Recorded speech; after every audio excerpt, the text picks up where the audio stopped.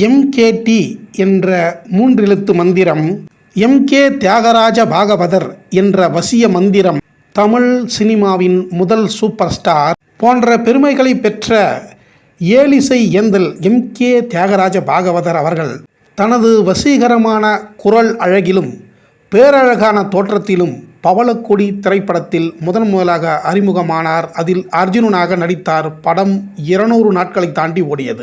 பிறகு சிந்தாமணி, அம்பிகாபதி என்ற 2 படங்களும் ஒவ்வொரு வருடத்தை தாண்டி ஓடி மாபெரும் வெற்றியை பெற்றது.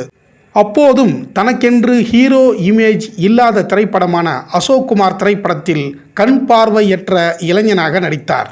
தன் சித்தியின் காமப்பசிக்கு இரையாகாமல் வைராக்கியமான இளைஞனாக தன் மனைவி மற்றும் குழந்தையுடன் பிச்சை எடுத்து பாட்டு பாடும் வேடத்தை பார்த்த அனைத்து ரசிகர்களும் அன்று கலங்கினார்கள்.